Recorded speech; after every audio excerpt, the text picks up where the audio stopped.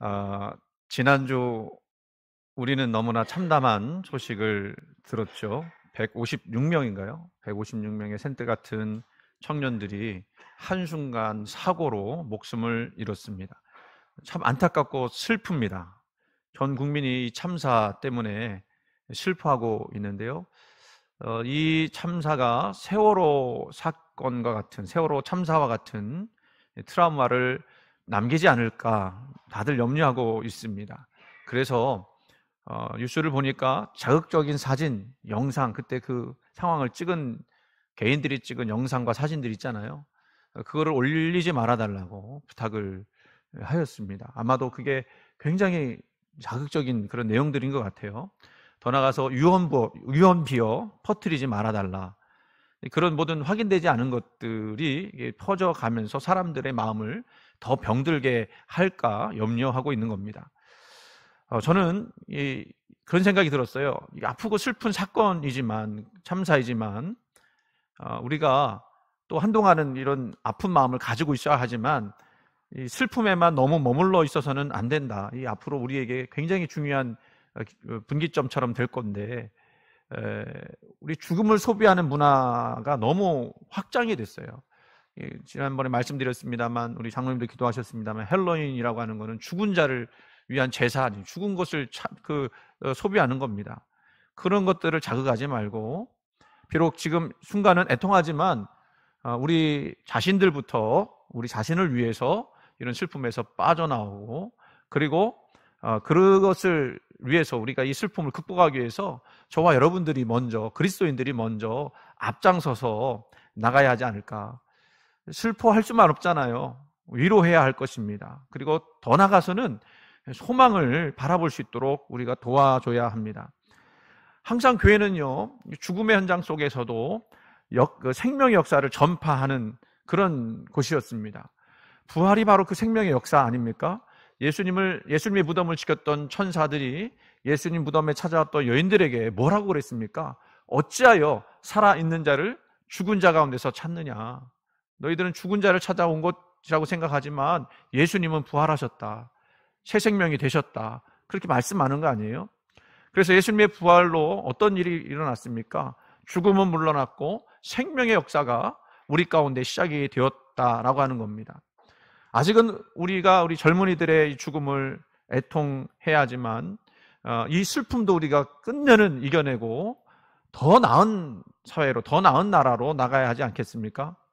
그런데 이렇게 제가 이야기하면서도 사실은 이게 쉬워 보이지 않는다는 것이 문제입니다. 우리가 지금 어떤 상황이 있어요? 코로나로 장기화되면서 알게 모르게 우리 모두는요, 사실 조금씩 다 우울해졌어요. 우울감이 참 많아졌습니다. 그런데 이제 코로나를 좀 빠져나오려고 젊은이들도 그런 마음이 있어서 그렇게 거기에 간 거 아니겠습니까? 갔다가 이제 뭐 이런 사고도 당하고, 더 나가서는 뭐 경기 침체, 인플레이션, 이런 것들이 우리 예상보다 더 커 보입니다. 자살률은요, 세계 제1위예요. 이런 상황에서 우리가 소망을 이야기한다? 다시 일어선다고 하는 이야기를 한다고 할 때 이게 참 마음에 와닿지 않는다라고 하는 겁니다. 우리는요, 너무나 많은 경우, 저도 마찬가지예요. 저도 극복해야 될 그런 문제들이 참 많은데 자주 우리 환경의 지배를 당하죠. 눈에 보이는 환경에 속아서 죽을 것 같다고 생각하면서 무너질 때가 많습니다. 그러나 그것은요, 우리의 예단이죠. 예단이라고 하는 건 뭐예요? 미리 판단하는 거예요. 아직 그 현실이 다가오지 않았는데 부정적으로 생각한다는 겁니다. 그래서 그 시각으로 모든 것들을 보게 돼요. 안 그럴 수가 없는 상황이라는 거예요. 지금 이 상황이 그런 부정적인 시각의 틀로 볼 수밖에 없는 그런 상황인 거예요. 그러나 여러분, 그런데도 소망은 있는 줄 믿으시기 바랍니다. 여러분, 이태원 참사를 보면서 그 이태원 참사를 바라보는 우리들의 시각은 여전히 꽃다운 젊은이들의 그 죽음 때문에 비통한 그런 시각들 아닙니까? 그런데 제가 보면서 이 심리치료하는 분들이 그 얘기를 하더라고요.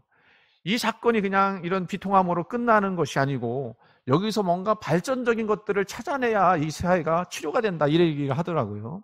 근데 내가 그것을 생각하면서 보니까 어떤 거를 볼 수 있느냐면요, 사실 이 경찰 고위 간부들은 거기서 그때 무엇을 했는지 잘 모르겠어요. 지금 뉴스에 막 나오니까 더 국민들이 화가 난 거 아니에요. 아니, 한 사람이라도 정신 차린 한 사람만 있었더라면 그런 큰 사고가 일어나지 않았을 것 같은데, 그래서 그 죽음이 더 안타깝게 이를 데 없는 거 아닙니까? 그런데 며칠 지나면서 어떤 이야기들이 조금씩 나오냐면요, 그 죽음의 현장에서 사람들을 살려보겠다고 수많은 사람들이 달려들었다는 거예요. 그러니까 뭐 CPR이라고 하잖아요. 심폐소생술을 할 줄 아는 사람들 있으면 나와서 도와달라고 하니까 할 줄 아는 사람들이 몇 시간씩 그 사람들에게 달라붙어 갖고는요, 뭐 손목이 나갈 정도로, 손목이 막 너무너무 아플 정도로 그렇게 했다라는 거예요. 쓰러진 사람들을 열심히 또 구급차로 막 나르는 사람도 있었고요. 하여간 자기가 그 현장에서 어떻게든 도움이 되려고 애를 썼던 사람들이 많았다는 겁니다. 또 어떤 것도 나왔느냐면요, 목소리가 다 터져라, 그 자신의 자리에서 이쪽으로 하세요, 사람들이 죽어가고 있습니다, 이쪽으로 하세요, 막 그렇게 안내했던 경찰관이 나왔는데, 그 모습 보니까 너무너무 감격스러운 거예요. 야, 이런 죽음의 현장에서도 자기 자리를 지켜가면서 이쪽으로 가야 한다, 이쪽으로 가야 한다, 이렇게 가야 살 수 있다라고 외치는 사람, 그 사람 때문에 참 위로를 받았어요. 근데 그분은 그 얘기를 하는 거예요. 우리 경찰들이 잘했더라면, 경찰들이 조금만 더 신경 썼더라면 이런 일이 벌어지지 않았을 텐데, 그게 안타깝다고. 저는 여러분들이요, 제가 이런 말씀을 드리면서 여러분들도 자기 맡은 자리에서 생명을 전하는 그런 사람들이 되기를 원합니다. 정말 뭐랄까, 이 사회가 참 우울하잖아요. 이런 우울한 시대에 내가 받은 예수의 생명이 있으니까 이 생명을 가지고 누군가에게 정말로 이 복음을 전하고, 그리고 살아갈 방향을 알려주면서 너도 살 수 있다라고, 이렇게 가야만 우리가 살 수 있다라고 말할 수 있는 그런 저와 여러분 되기를 원합니다. 그 죽음의 현장이었지만 그 속에서 소망이라는 이름으로 핀 꽃들이 아닐까. 아름다운 꽃들이죠. 저는 우리의 믿음이 역시 그래야 한다고 생각합니다. 우리 믿음은 감정에 끌려다니는 것이 아니라, 상황에 끌려다니는 것이 아니라 기록된 하나님의 말씀, 변치 않는 하나님의 말씀 기초해야 한다고 믿습니다. 그 하나님이 불가능 중에서도 가능으로 바꿔주실 수 있는 분, 그 분 아니십니까? 오늘 말씀 한번 보세요. 에스겔 선지자가 어느 날 환상을 보게 됩니다. 하나님이 나타나셔서는요, 에스겔을 골짜기에 데려가셨는데 거기에 뭐가 가득했느냐면요, 뼈가 가득했다고 그랬어요. 근데 그 뼈들은요, 아주 많았을 뿐만 아니라 어떤 표현을 쓰냐면 아주 말랐다고 그렇게 했습니다. 뼈들이 그렇게 쌓여있는 것도 무서운데 그 뼈가 다 말라 빠진 그런 뼈였다라는 거예요. 그게 무슨 얘기입니까? 죽음이 지배하는 장소라는 겁니다. 무슨 골짜기였길래 그렇게 뼈가 많고 다 이렇게 말라 비틀었는지, 만약 우리가 실제로 그 장면을 본다라고 하면 오금이 저릴지도 모르겠어요. 그때 그런 장면을 보고 두려워하는 에스겔에게 하나님의 음성이 들려옵니다. 너는 이 뼈들이 살아날 수 있겠느냐? 너는 이 뼈들이 살아날 수 있다고 생각하느냐? 질문을 하십니다. 생각하느냐고 물어본 것을 보면 이게 어떻게 될지를 한번 말해봐라, 그런 뜻일 것 같습니다. 사람의 눈으로 보면요, 죽음만이 가득한 현장입니다. 그 뼈에 붙어있던 살덩이, 핏줄, 피부는 이미 오래전에 해체가 되었고요, 다 썩어져 없어졌어요. 그러면 뭐라고 대답해야 맞는 것일까요? 불가능합니다 라고 이야기하는 것이 어쩌면 현실을 바라보는 바른 시각일 겁니다. 그런데 에스겔이 뭐라고 그랬냐면요, 주께서 하십니다 라고 얘기를 해요. 애들러서 대답한 거죠. 이성적으로는 도저히 안 되는 대답이지만 뭘 마음속에 품고 대답하는 거냐면, 하나님의 창조의 능력이 임하시면 그것이 이루어질 수 있다라고 믿는다라는 그런 뜻으로 대답을 했을 겁니다. 에스겔은 그 뼈들에게 여호와의 말씀을 대신 전하라고 하는 그 명령을 듣죠. 그게 바로 5절과 6절 말씀입니다. 주 여호와께서 이 뼈들에게 이같이 말씀하시기를, 내가 생기를 너희에게 들어가게 하리니 너희가 살아나리라. 너희 위에 힘줄을 두고 살을 입히고 가죽으로 덮고 너희 속에 생기를 넣으리니 너희가 살아나리라. 하나님 말씀입니다. 그런데 여러분, 그 말씀이 너무해요. 어떻게 말라 비틀어진 그 뼈들에게 명령한다고, 살아나라고 명령한다고 그런 일이 일어날 수 있겠습니까? 그 불가능한 명령인데, 여러분, 여기서 우리가 짚고 넘어가야 될 것이 뭐예요? 이 명령하시는 분이 누구신가요? 6절 마지막 말씀에 이런 말씀이 덧붙여지죠. 또 내가 여호와인 줄 너희가 알리라 하셨다라. 아멘. 에스겔의 명령이 떨어지자마자 놀라운 일이 벌어지는 거예요. 불가능한 것 같은 그런 일들인데 하나님 말씀을 대언했을 때 생명의 역사가 일어나기 시작하는 것입니다. 7절과 8절 말씀 연이어서 또 읽어보면 이렇습니다. 이에 내가 명령을 따라 대언하니 대언할 때의 소리가 나고 움직이며 이 뼈 저 뼈가 들어맞아 뼈들이 서로 연결되더라. 내가 또 보니 그 뼈에 힘줄이 생기고 살이 오르며 그 위에 가죽이 덮이나 그 속에 생기는 없더라. 여러분, 사람 몸의 뼈의 숫자가 206개라고 합니다. 이 뼈들이 다 연합해요. 힘줄이 생기고 살이 오르고 가죽이 덮였습니다. 완전한 사람의 모양이 갖추어졌어요. 그런데 한 말씀 덧붙이시죠. 그 속에 생기는 없더라. 자, 이게 우리에게 그 말씀해 주시는 것이 아주 강력합니다. 무슨 말씀입니까? 사람의 모양을 가지고 있더라도 다 생기가 있는 것은 아니더라는 거예요. 생명을 가진 것 같아도 생명 없이 살아가는 사람들도 있다라는 겁니다. 그래서 에스겔은 한마디 명령을 더하죠. 또 내게 이르시되 인자야 너는 생기를 향하여 대언하라. 생기에게 대언하여 이르기를 주 여호와께서 이같이 말씀하시기를 생기야 사방에서부터 와서 이 죽음을 당한 자들에게 불어서 살아나게 하라 하셨다라. 생기가 불어오도록 명령하셨고, 그래서 그 명령을 따라 놀라운 일이 벌어지죠. 생기가 그들에게 들어갔는데 그들이 일어나서 벌떡 일어서는데, 살아나서 벌떡 일어서는데 그냥 살아난 사람들이라고 이야기하지 않고 뭐라고 그랬습니까? 큰 군대를 이루었다라고 말씀하고 계십니다. 군대가 되었다는 건 뭐예요? 강력한 힘을 가진 존재들이 되었다는 것입니다. 오늘 우리 해화교회가 정말 하나님의 생기가 불어와서 우리들이 다 모두 하나님의 군대가 이어지는 그런 역사가 있기를 간절히 원합니다. 비록 우리 교회도 작은 교회여서 여러 가지 어려움이 있어요. 여러 가지 걸림돌들이 있습니다. 참 우리가 극복해야 될 문제도 많이 있다고 생각합니다. 그러나 여러분, 우리가 소망을 잃지 맙시다. 하나님께서 함께 하실 때에 하나님 우리 교회를 통하여 아름다운 역사를 이루실 줄로 믿습니다. 물론 이 이야기, 지금 에스겔에 나온 이야기는 사실이 아니라 비유예요. 어떤 비유냐면 그게 바로 에스겔 37장 11절에 14절까지 나오는 얘기인데, 이 비유에 나오는 이 마른 뼈들은 바로 이스라엘 백성들을 가리키는 거예요. 이게 어떤 내용이냐면 기원전 587년에 바벨론 제국의 공격을 받아서 이 예루살렘과 온 그 어떤 그 건물들이 다 무너지게 되었습니다. 다윗궁까지 다 무너졌습니다. 도시 전체가 붕괴되었습니다. 귀중품이 약탈당하고 수많은 사람이 죽고 난민이 되기도 했으며, 특별히 지도자들은, 쓸만한 지도자들은 다 바벨론으로 포로로 잡혀가게 되었습니다. 정말 아무것도 남지 않는 그런 도시가 되어버린 거예요. 그래서 그들의 신세가 어떤 신세와 같이 보였느냐면 골짜기에 무더기로 쌓인 마른 뼈와 같았다라고 하는 그런 말이에요. 살아있다고 하나 살아있는 게 아니라는 뜻이죠. 11절 말씀이 이 사실을 이렇게 묘사하는데요. 또 내게 이르시되 인자야 이 뼈들은 이스라엘 온 족속이라 그들이 이르기를 우리의 뼈들이 말랐고 우리의 소망이 없어졌으니 우리는 다 멸절되었다 하느니라. 참 슬픈 이야기인데 이 사실을 이렇게 이야기하면서 이 백성들한테 이제 이 뼈들이 살아날 거라고 하는 이야기를 한 거지 않습니까? 자, 이 말씀이 오늘 우리에게 주는 교훈이 무엇일까요? 너무나 자극적인 이야기라 우리하고는 별로 상관없어 보이는 그런 것처럼 보입니다. 하지만 우리 중에 이런 분들 있지 않습니까? 이렇게 지금 소망을 잃어버린 분들, 영적으로 보면 뭐 살아는 있는 것 같아요. 내가 뭐 육체적으로 살아있는 것 같지만 그러나 영어로 보니까 살아있다라고 말하기 힘든, 소망을 잃어버린 그런 분들이 있을 수 있습니다.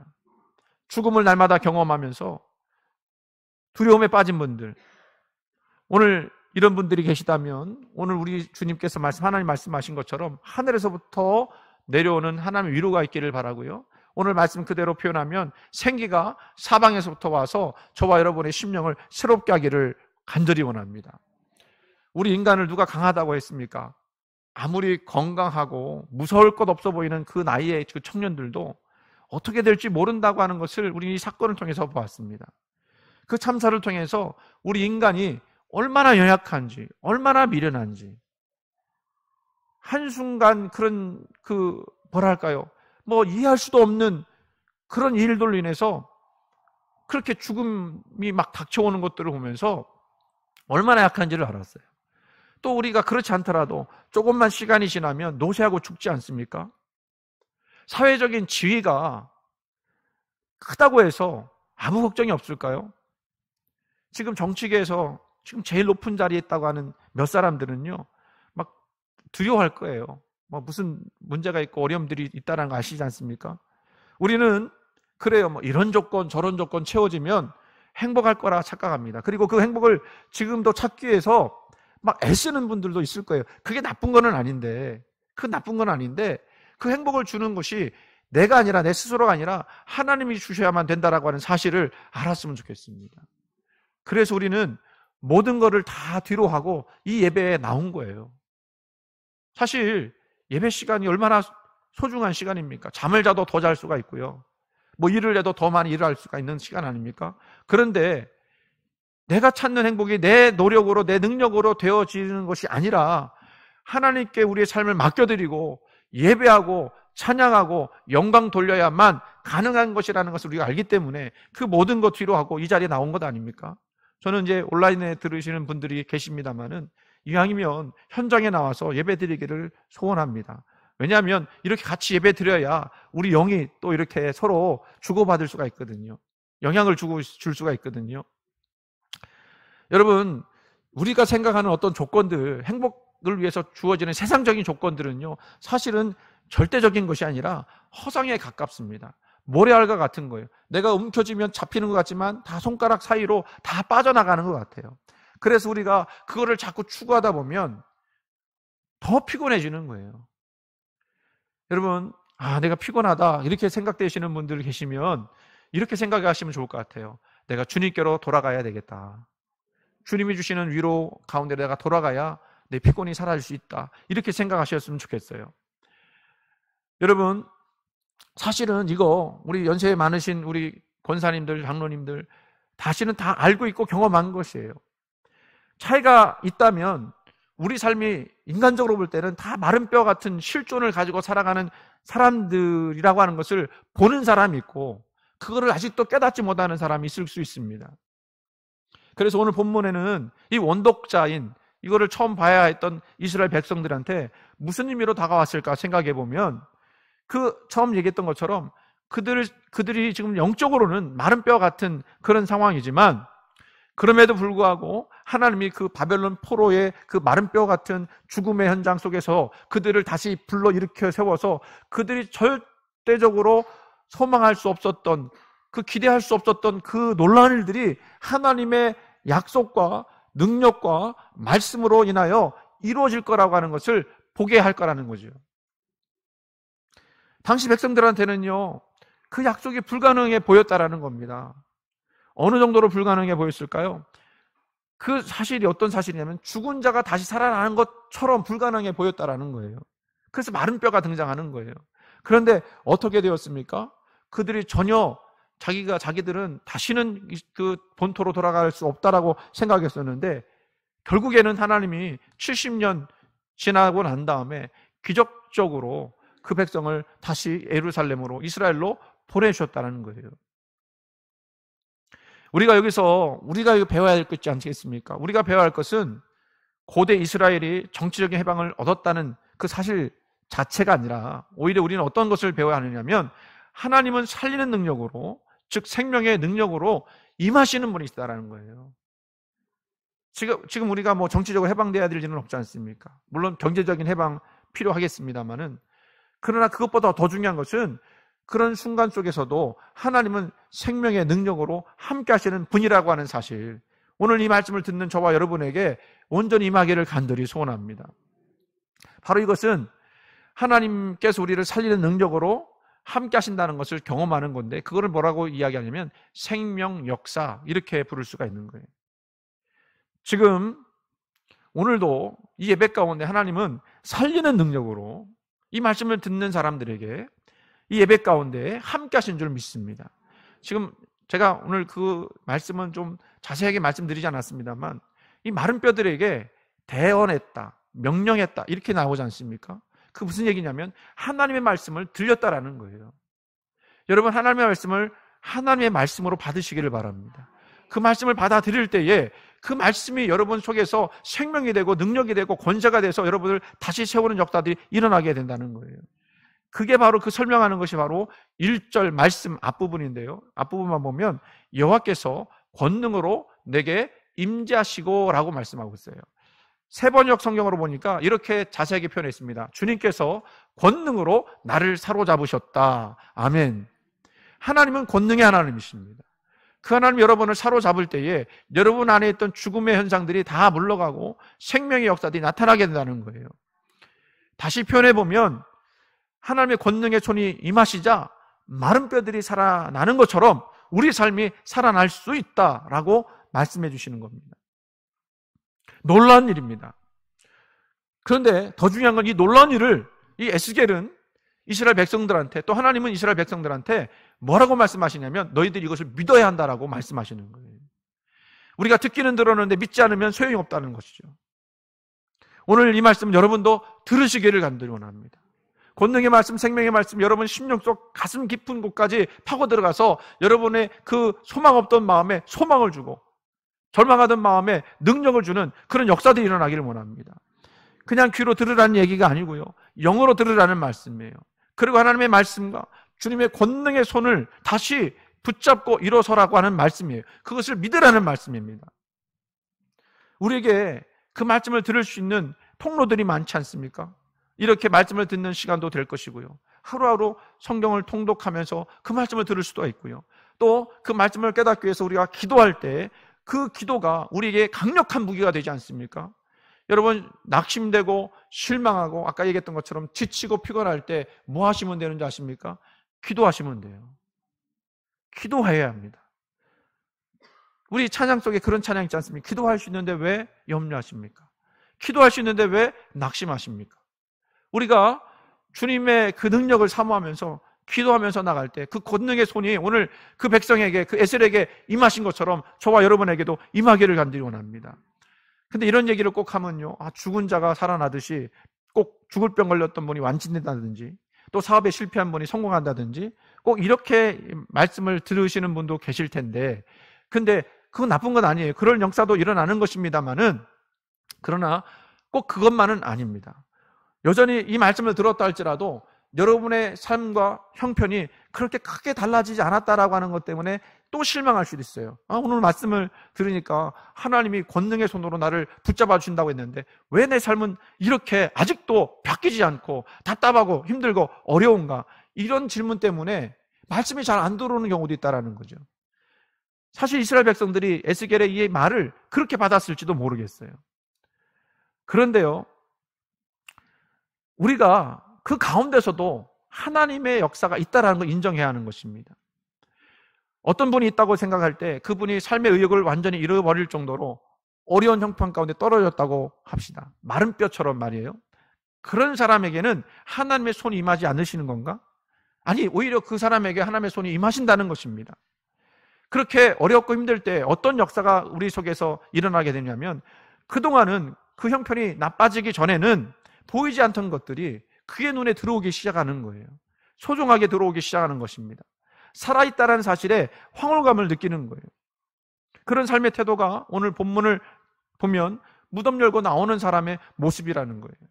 요즘에 우리 김선희 집사님이 새벽에 막 이렇게 자기가 느끼고 경험한 말을 막 이렇게 써 올리는데 참 은혜가 돼요.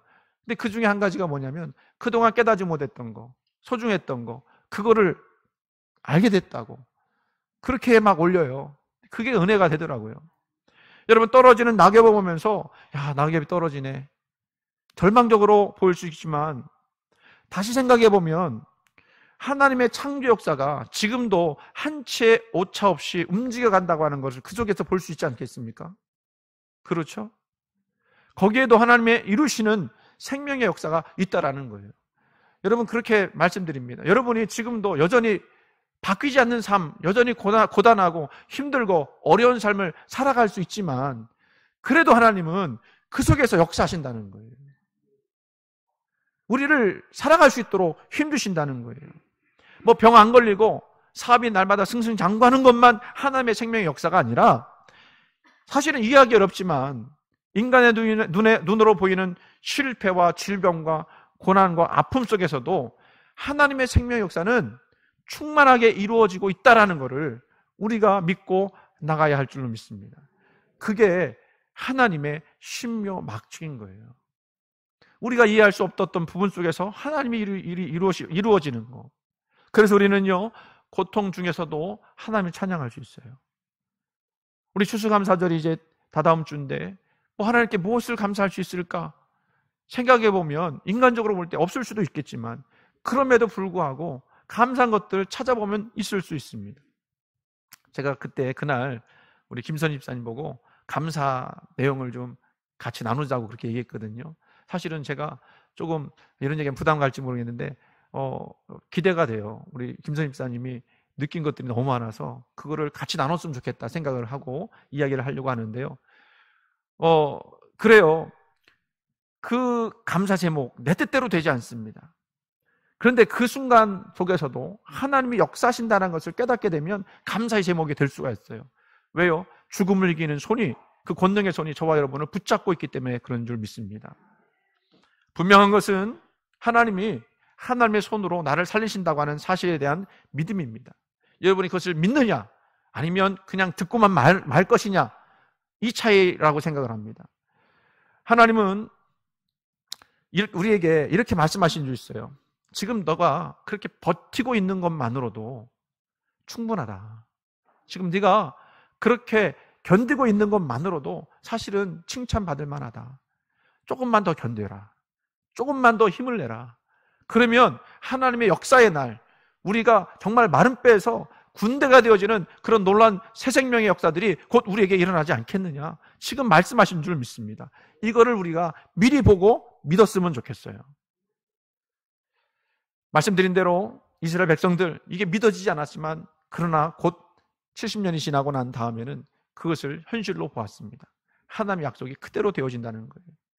저는 이런 말씀 드리고 싶어요.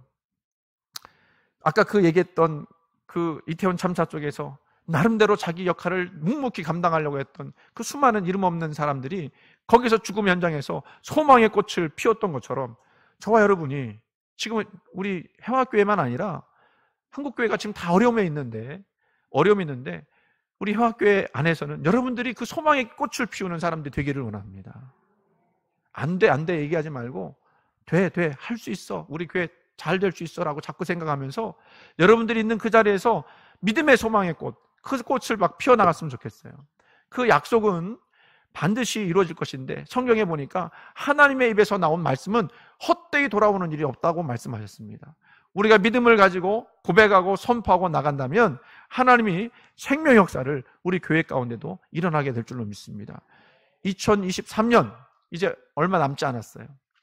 그것을 위해서 저는 기도하고 사실은 굉장한 부담감을 가지고 정말 준비하고 있는데 무엇을 어떻게 해야 할지 알지 못하지만 그러나 우리가 믿었으면 좋겠습니다. 2023년에 하나님의 역사가 우리 해화교회에 임할 줄로 믿습니다.